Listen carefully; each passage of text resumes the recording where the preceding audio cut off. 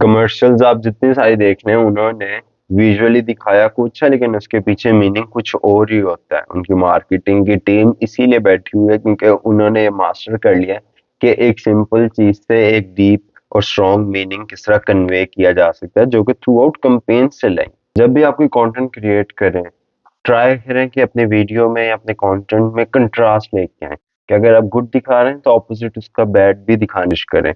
दोनों पहलुओं का होना बहुत जरूरी है। अगर आप एक साइड पे गुड साइड दिखा रहे हैं तो दूसरी साइड पे उसकी बैड साइड भी दिखाएं। वो आपको थ्रू विजुअल्स दिखाने हैं, थ्रू साउंड दिखाने हैं या थ्रू अपनी स्टोरी टेलिंग दिखाने हैं, इट डिपेंड अपॉन यू। लेकिन अपने व्यूअर्स को दोनों साइड्स दिखाना काफी जरूरी है।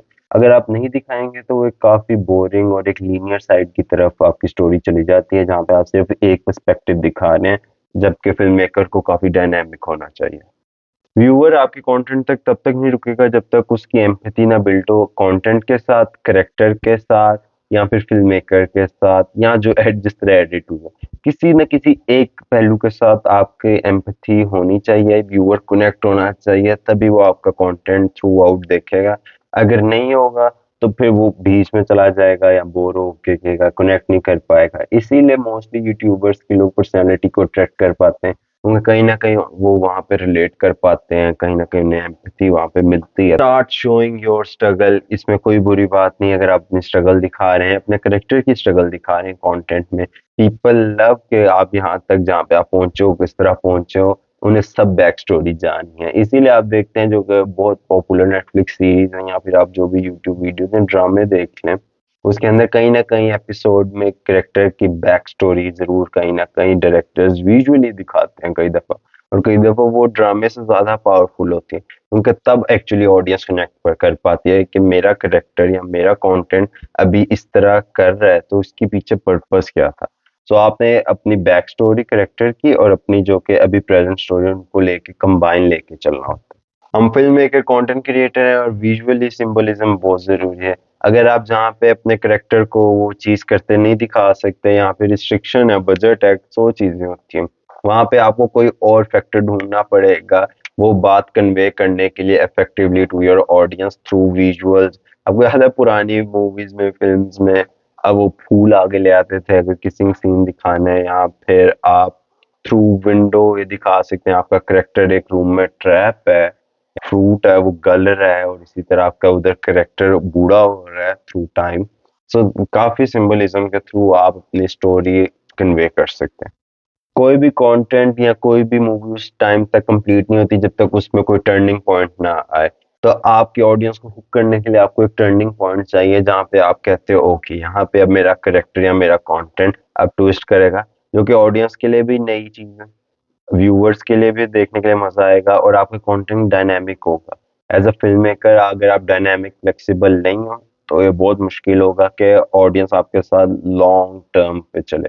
और अगर आपका कंटेंट जितना मर्जी अच्छा हो, अगर ऑडियंस को समझ नहीं आई उसका पर्पस क्या है, तो it's not worth it. So and पे एक स्ट्रॉन्ग मैसेज होना बहुत जरूरी है। चाहे आपका कंटेंट जितना मर्जी एब्स्ट्रैक्ट हो, आई डोंट माइंड, अगर एंड पे वो कोई पर्पस कंप्लीट कर रहा है, इट्स वर्थ इट। हर चीज सिर्फ विजुअली ही नहीं बतानी होती, कई दफा आपको साउंड डिजाइन की भी मदद लेनी पड़ेगी।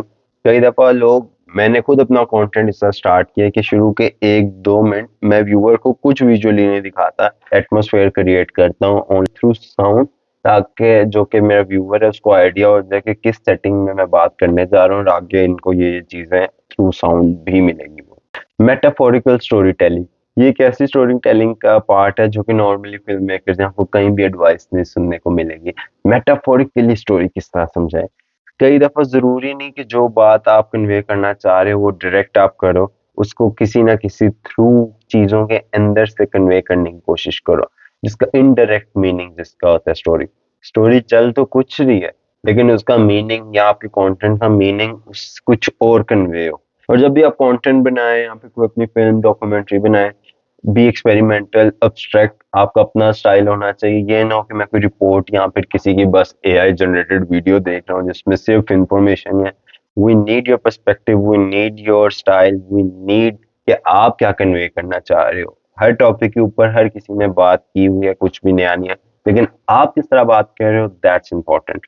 मूवीज या कंटेंट में ब्रेकिंग द फोर्थ वॉल, ये एक मेरा रूल है, शायद आप लोगों को भी आइडिया हो, कि ज़रूरी नहीं कि हर दफ़ा आप स्टोरी अगर बता रहे हो तो आपकी ऑडियंस सिर्फ साइड पे बैठ के थर्ड पॉइंट ऑफ व्यू से या फिर कई दफा फोर्थ पॉइंट ऑफ व्यू से सिर्फ आपकी स्टोरी ऑब्जर्व कर रही है और इंटरेक्ट नहीं कर रही। जब तक ऑडियंस इंटरेक्ट नहीं करेगी आपके कंटेंट के साथ, इट्स नॉट वर्थ इट। सो कई दफा कंटेंट क्रिएटर या आपका करेक्टर डायरेक्टली कैमरे की आंखों में आंखें डाल के कई दफा डायरेक्ट ऑडियंस को चैलेंज भी कर सकता है कि आपका इस बारे में क्या ख्याल है, या फिर आप लाइक करें, सब्सक्राइब करें, या फिर किसी तरीके से आप भी अपनी ऑडियंस को इंटरेक्टिव बना सकते हो। सो ये कुछ चीजें थी जिनसे आप अपने कंटेंट को यूनिक बना सकते हैं, क्योंकि नॉर्मली मैं जो सारी देख रहा था कि भी ये कर लो, बी कंसिस्टेंट, ये वो सारी टिप्स सुन सुन के मैं थक चुका था कि how to structure your content, के जिससे ऑडियंस और आप एज अ फिल्म मेकर दोनों वैल्यू कन्वे कर सको इफेक्टिव वे में।